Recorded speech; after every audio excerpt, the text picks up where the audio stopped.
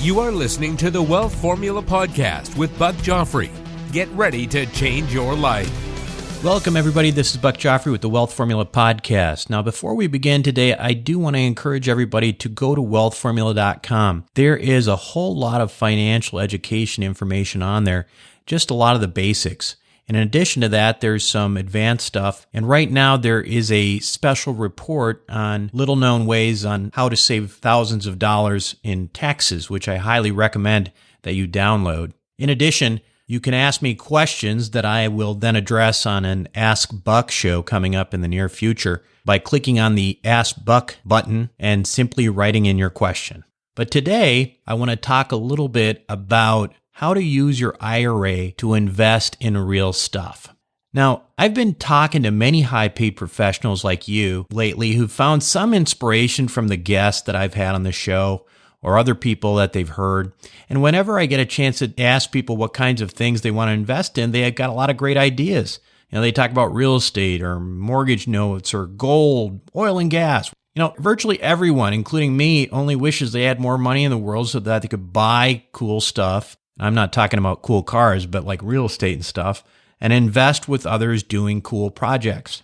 Well, why not? It's the stuff that actually has a good chance of making money, and well, it's kind of fun too, isn't it? So in many of the conversations I've had, the idea of using retirement funds to invest in some of these real estate assets, and what I realize is that most of you actually don't know that your retirement account does not have to be limited to the garbage that your wealth advisors recommend, namely stocks, bonds, and mutual funds. Now, I spent pretty much the entire last podcast trashing these volatile, nonsensical derivatives, so I won't do that again. But what I have to tell you is what really gets me irritated is the fact that Wall Street is really the one behind most people's ignorance. It's not your fault. It's what we're taught, what we're led to believe. You see, Wall Street doesn't want you to know that you can buy things like real estate and gold with your retirement funds. Why would they? We talked about it before, but Wall Street is there not to make you money. They are there to take your money through huge commissions and fees. And if you started investing in real assets instead of stocks, bonds, and mutual funds, well, they wouldn't get to take advantage of you. It's simply not as profitable for them. In fact, if you have a wealth advisor, do this. Ask him or her if you can invest in real estate with your retirement funds. Well, I guarantee you that many of you in response will get a blank stare, or your advisor will simply say no. In rare instances, you might hear your advisor refer to this as an alternative investment. Alternative investments, right? That's what they're calling these things when you invest your IRA in gold and real estate, things that are real. Now, gold has had value for thousands of years. Now, what's alternative about that? I don't know. You're going to have to ask your wealth advisor. You see, Wall Street will make you think that it's difficult and risky to self-direct your retirement funds, but it's neither, in my opinion. And in fact, today, we've got a really good guest on the show who's going to tell you exactly how you can do that. So when we come back, a discussion with Glenn Mather from New View IRA. I was having a lot of sinus infections. My sinuses were clogged, pressure, headaches. That's Karen. She suffered for years with chronic sinus infections. You don't feel like doing anything when you feel like your head is completely clogged and the pressure is just, it's just not fun. Always walking around with a headache. Now, her issues are gone. How? A minimally invasive procedure done in the office called the Smart Sinus Procedure. I really did not know what it was like to feel like you're really breathing and not being so clogged up. I would do it again in a heartbeat, and I would definitely recommend it for someone else. Do you suffer with chronic sinus infections, facial pain, pressure, headaches? Find out if the Smart Sinus Procedure is right for you. Set an appointment today with Smart Sinus. Call 847-969-5000. 847-969-5000. 847-969-5000 or visit smartsinus.com. That's smartsinus.com. Welcome back, everybody. This is Buck Joffrey again, and today we've got a great guest on the program. It is Glenn Mather from New View IRA. So Glenn is the owner and director of New View, which is a third-party administrator for self-directed IRAs and retirement plans, and his company provides record keeping for over $500 million in IRA assets. So welcome to the program, Glenn. Thank you, Buck. It's great to be here. So, Glenn, tell me, I always like to get a little bit of a background. I mean, this is sort of a unique niche. How did you end up, in the IRA space? It's ironic because a lot of times the best things that ever happen to you because you were disrupted. And I was disrupted. I started off working for a company called Lockheed Missiles and Space Company out in Northern California. And after 13 years left that, started my own business with a couple of friends. Unfortunately, along the way, 9/11 happened. It was a consulting business. And so at that point in time, I decided to move to Florida. But before I moved there, I had read somewhere that you could take your IRA and invest in real estate. Now, I always had a passion for this. So what I ended up doing is rolling over my 401k from my Lockheed plan and actually started buying real estate with it. And I did it with a local bank, and they charged me a lot of money, but that was okay because I had the freedom to do this. When I relocated to Florida, I got the idea of starting a business all around providing this same service that the bank was providing to high net worth individuals, to the public at large. And we did that. We started a self-directed company now, which is named New View IRA 13 years ago, just outside Orlando, and God has blessed us tremendously. We have grown tremendously because the demand for people to take control of their IRA is just immense. Now, tell me a little bit about that. First of all, let's talk in terms of the word IRA. Is it just IRAs? Is 401ks, Roth IRAs? Is it pretty much everything, or is it just focused on IRAs for some reason? Well, here's what happens. It has to do with the plan documents and how controlled it is. So when you're with your employer, and there's different employer plans, there's 401ks, 403bs, thrift savings plans. These are all plans where they're called employer plans. And so the employer generally is the trustee of the plan, and they buy these plans from Wall Street. And Wall Street wants you to put stocks and bonds and mutual funds in, and the plan trustee determines what choices you have. Sometimes the employer adds, of course, funds to your contribution, and that's how mostly America saves. Those are 401k plans. Those generally cannot be utilized for self-direction. It's only when you roll out of those plans into the 4 types of IRAs that you're allowed to self-direct. Wow, that's interesting to know. So if you've got a 401k, and most people can't just roll out of that while they're still employed, can they? Or Well, it has to do with age generally. A lot of these plans, and the plans are not similar. They have certain characteristics of the same, but certain rules are up to the trustee and the plan documents. So there are lots of companies that will allow you to roll out a portion or all of your assets out of the 401k, stay working there, stay in the plan once you achieve a certain age. Sometimes it's as young as 50, sometimes it's 55, sometimes it's 60. Certainly I would look, if you were employed by employer, have a 401k plan and you want to self-direct, and who wouldn't want to do that, and you're 50 or over, there's a high likelihood that your plan may allow you to roll a portion of that out into a self-directed IRA. that's something probably everybody should look into. And getting back to that point of, even just thinking about our retirement accounts, it seems to me that especially young people, they don't really even think about what's going into their IRA and where it's going and getting invested and that sort of thing. Why do you think that is, Glenn? Well, I think that the market has basically taught us that we can't possibly make these decisions on our own, that we have to be dependent on others. And if you kind of take a look at who we've grown dependent on, it's the people that are actually selling us assets. So you're not getting it from an independent party. You're getting it from somebody who actually is making commissions or making fees based on your decisions, and that seems like an awkward way to buy and plan. Also, all of those advisors, of course, take fees and diminish the returns that you get. And by the same token, traditional marketplaces limit your choices. So if you're taking fees out and limiting your choices, it's going to have a detrimental effect on how well you're going to retire. Right. So to me, it seems like it's sort of a rigged system, right? So you've got these banks who are essentially in charge of setting up these programs, and they're the ones who are providing the investment services, and then they're the ones who are actually getting paid on those investments. So it's probably not the most ideal situation for an investor, but can I make a comment on that, Buck, Sure. for just a moment? Yeah. It's interesting that as a provider for these services, I'm no different than any of your listening audience. I have to retire too. And although I run a business, I need to have a separate, income apart from my business to retire.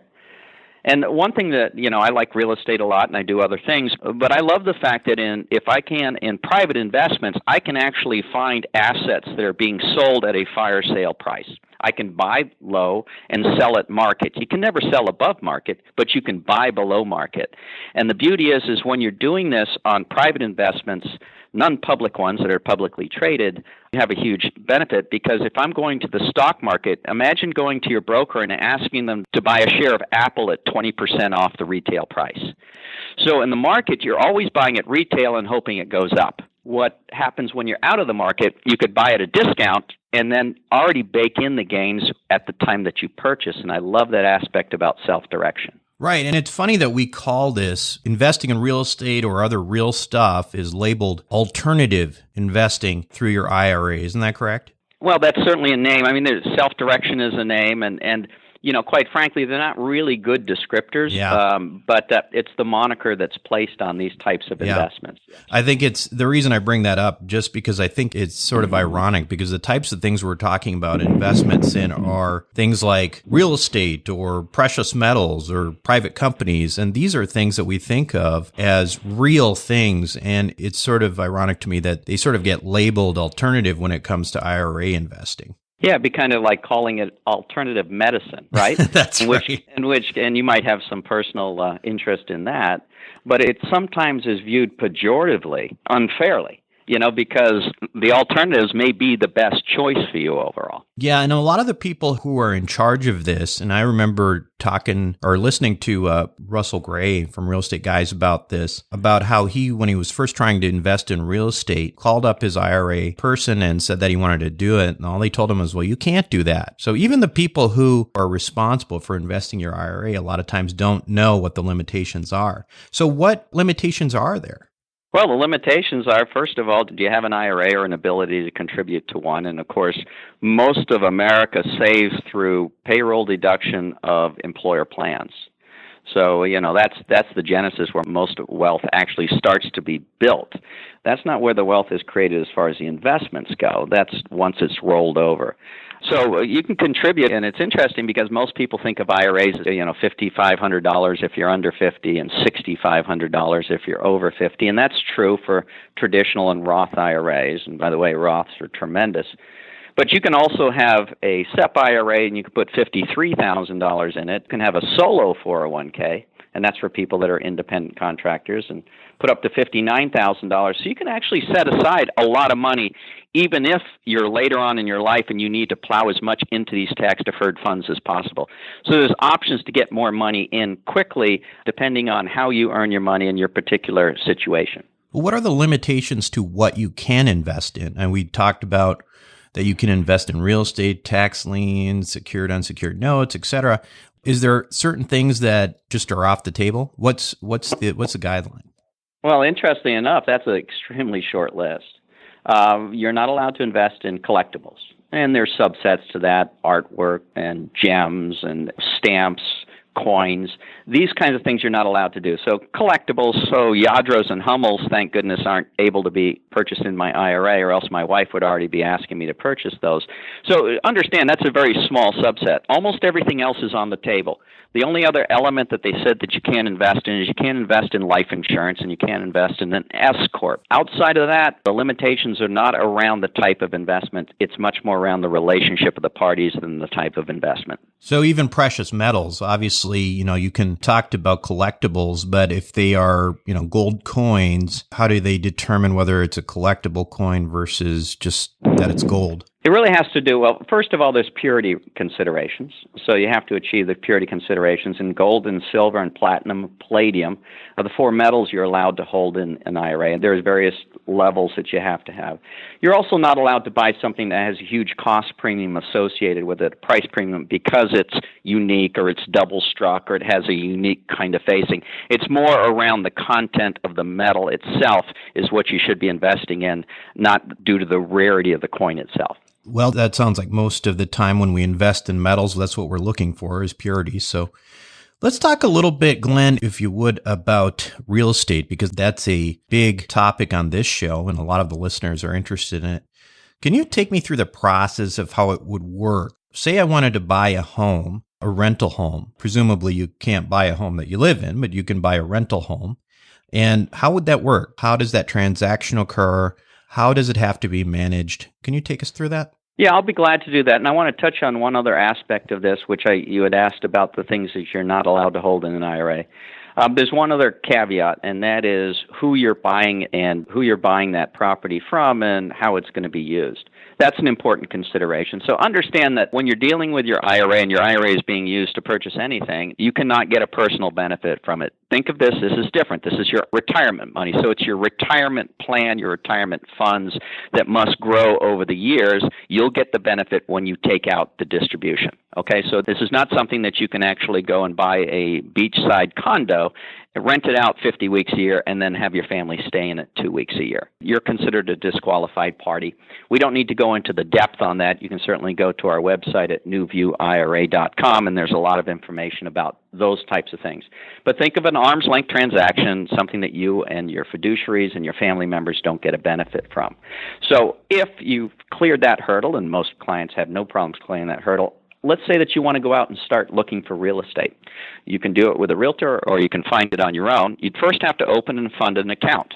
Now, what's interesting, that's a really relatively easy process. It costs you $50 with NewView to do that. But when you open the account and then you'll roll over or fund it, that gives you the ability to go out shopping.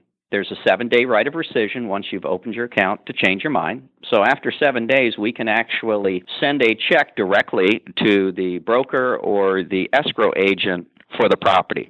So let's say that you're driving around with a realtor and you find a piece of property and you want to put an offer on it. All you're going to have to do is you have to make sure that that offer is titled correctly, Buck. And in the case of if you're using NewView, it would be titled, the offer would be titled NewView IRA, FBO, or for the benefit of, then your name. So in your case, it would be Buck Joffrey's IRA. NewView IRA, FBO, Buck Joffrey's IRA. Reason for that is that, in essence, starts the process to say, I've always owned this in my IRA. The offer went in the IRA. The good faith deposit came out of the IRA and went directly to the broker or the escrow agent. And then when we close, it's closed in the name of the IRA. So this way, it's never in your personal name because that would be considered a prohibited transaction. So that process can all happen within a week. So it's a very fast process. Can this, when you buy the asset, now in the case of, say, a single-family home, people who have these smaller properties, a lot of times they will self-manage. Is that still possible to do? Or is there, you talk about an arm's length. I mean, is there issues with money coming into your hands before it goes to NewView if you're collecting rent or something like that? As long as you have a clear understanding of the rules and you comply with the rules, there's nothing in the IRS code that says that you have to hire a third party to do it. In my case, I hire a third party because I don't want to be bothered by it. I don't want any of the concerns or issues to arise. If you're not good with record keeping, you're a little bit sloppy and you might know that, much better to go hire a third party to do this. The third party could be a property manager, or it could be, let's say, a CPA that holds some funds in case you have to get access to them quickly to fix a leaky toilet or a window that breaks. You can actually use a third party to hold those funds for you. I'd say most of our clients use property managers, but it is not required in the code to do so. Got it. So one of the other advantages of real estate, certainly in terms of our ability to use debt in order to buy larger properties, et cetera, I was actually surprised to learn from your website that it looks like you can actually use some leverage when purchasing real estate. Is that right? You can use leverage in your IRA. Most people have no idea. I think the challenge is you can do it, but you have to find a lender that's willing to do it. And you say, well, people lend on real estate all the time. Yes, but there's certain rules around an IRA leveraged piece of real estate. The main caveat is that the asset itself is the only recourse for the bank. These are called non-recourse loans, and it's really a misnomer. There's one recourse. So if the IRA doesn't pay back the bank has a right to foreclose the property. That only makes sense. That's their protection. But the beauty is under this structure, they can't come and get any other assets in the IRA, or they cannot get any other of your personal assets. It's all lending. It's called asset-backed lending. It's all considered non-recourse. So you ask yourself, where do you go to find something like that? Well, there is a bank out of Missouri called North American Savings Bank, and if you just use the initials, NASB.com, they're not affiliated with us. but I know a lot of our clients actually use them as a source for these funds. They require usually a much larger down payment because, after all, the equity in the property is the only protection for the bank. But it might be a way that would be intriguing to clients who can't get into a house or want to get into multiple properties in their IRA. It's a way for them to do so, especially if it's going to be appreciating. And, of course, we all hope that happens when we buy real estate. One other caveat to understand is that if you do this and you have gains on that property before you've actually paid the loan off, there can be some taxes that accrue. It's called unrelated debt financed income tax inside your IRA. And, of course, that's a much longer subject, and it can certainly help any of the listeners kind of step them through and help them understand that. And it's something you need to understand before you use debt inside your IRA. But the great thing is it works. We have hundreds of clients that do that today. That's pretty amazing, actually. I mean, that changes the game completely in some regards. Now, leverage in terms of non-recourse loans, usually, they don't start for properties less than, say, $2-3 million. Are you finding that with higher equity and down payments that some people are getting smaller properties through? Yeah, I mean, the bank that I told you about is one that does that. Yeah. They've made it, and they've been in that business for 12, 13 years. So if it wasn't profitable for them, they wouldn't be in it. The biggest problem with those is underwriting becomes very important, right, for asset-backed. So instead of doing due diligence on you, they're more interested in doing due diligence on the properties and stuff. So, yeah, it's there. And one thing to never forget is that if you're fortunate enough to find property where it's seller finance, that's just as good or better because you can negotiate that and make it non-recourse because the seller doesn't mind getting the property back as long as they get a nice, healthy down payment from you in the first place out of your IRA. So we have many, many clients that actually have seller finance deals in their IRA. So once again, that is North American Savings Bank. I'm guessing that some people are going to want to write that down. I certainly am. Obviously, if you can do a home or you can do an apartment building, you can obviously use your IRA money to be, say, a limited partner in various syndications, whether that's various funds for real estate, et cetera. Is that right? Oh, sure. We have, it's interesting that probably 60% of our all of our assets are in real estate one way or the other, but the largest segment of real estate that's growing is syndications. And a lot of that is because that allows people to take bite-sized chunks and invest in things that they don't have to operate. They don't have to deal with tenants and toilets and termites and all that stuff, but yet they still get a piece of the equity growth as well as the income. So it becomes very attractive to investors who want to play in that space, but they don't want to do it through the stock market where they have to pay all the management fees associated with selling and holding those assets. Tell me one or two of your favorite unique uses of IRAs that we might not consider typical that you've seen that's worked out. Well, let's look at one thing. I love this idea. It's called joint venture. What we tend to want to invest in is, first of all, we want to invest with someone we trust. That makes a whole lot of sense. And a lot of times people that we trust are in this business, but we don't know. We don't know exactly what they do because we never thought that we had enough money to invest with them. I'll give you an example. I have a good friend of mine that is a contractor out in Lake County, which is just a suburb of Orlando. And we've been friends for a long time, and he builds these big houses. So I couldn't afford a big house, and certainly I didn't want to own one in my IRA, but I like the smaller stuff, the stuff that cash flows and stuff. So he had all the knowledge, but I had the funds in my IRA. So I told him, I said, let's do this. Let's do a joint venture. I said, you go find a place that needs to be fixed up, but you think has great growth potential. And what I'm going to do is buy that property in my IRA, and then we're going to sit down and decide, actually, before I buy it, we're going to decide what it's going to take to fix up and what it's going to be worth at the end. So he found a property that cost $100,000 that he said, we can easily get $200,000 out at the end, but I need about $35,000 to fix it up. I said, well, this is a fun first thing to do.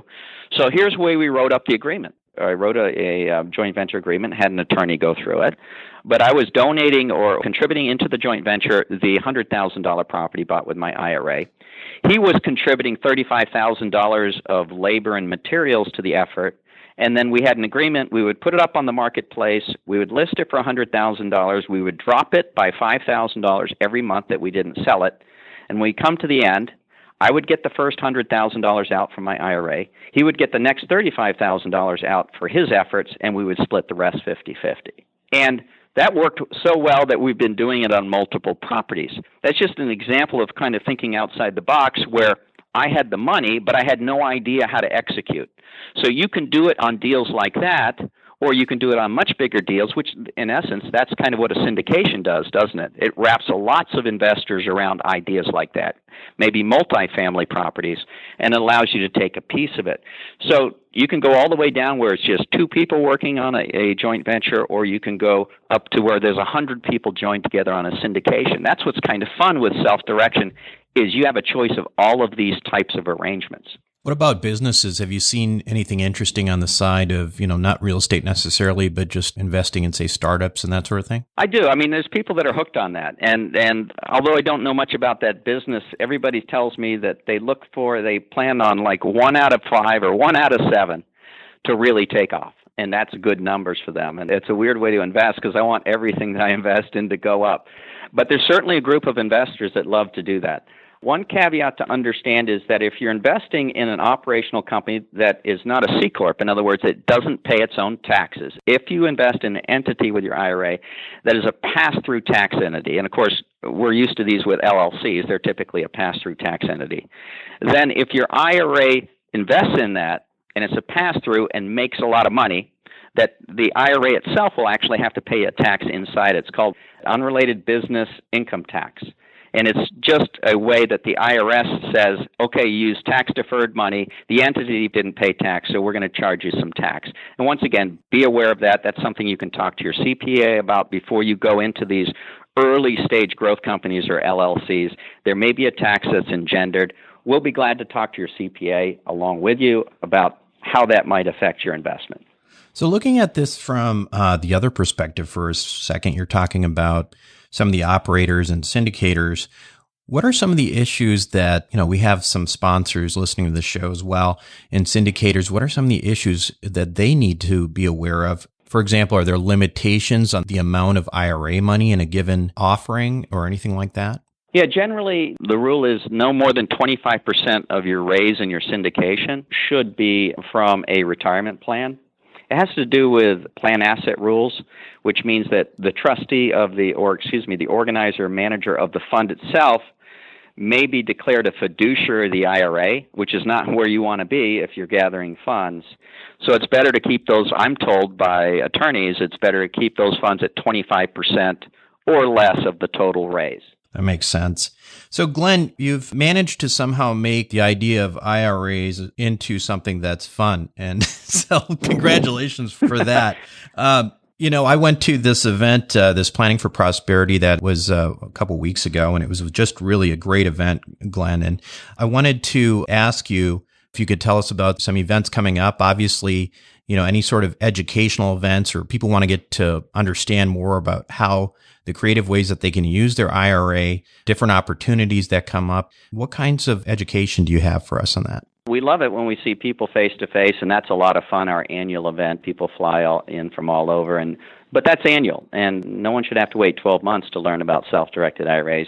We have webinars. We both have them recorded, and we have them live every month that come to you from Orlando. We'd love you to do that. We have quarterly events that are live that we invite people to come into.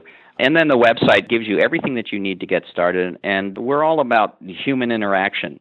So we would invite people to call us, not just go on our website, but call us.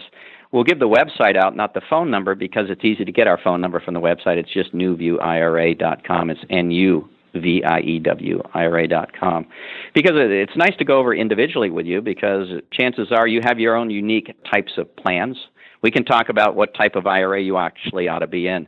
Before we wrap this up, I just want to make sure that there's a couple different plans that also can be self-directed and can be partnered. There's SEP, simple, traditional, and Roth IRAs all can be self-directed.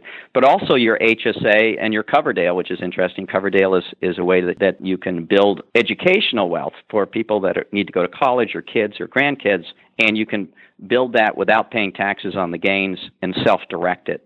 So I can actually, and I've done this, I can actually invest in a property and have a piece of it owned by my HSA, piece of it owned by a Coverdale, and piece of it owned by my Roth IRA.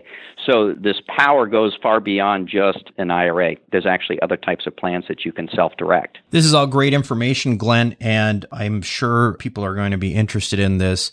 One of the things I've noticed is whenever I talk to investors and we talk about, what their investable assets are, for some reason, they always skip their retirement funds. And to know that you can actually dip into those and actually put them to work is sort of liberating. So I thank you for facilitating that, and thanks for being on our show today, Glenn. Well, thank you very much, Buck, for the opportunity. Thank you for listening to the Wealth Formula Podcast. Visit us on the web at wealthformula.com. The information contained in this podcast are opinions, not fact. As always, consult your own financial team before making any investment. See you next time.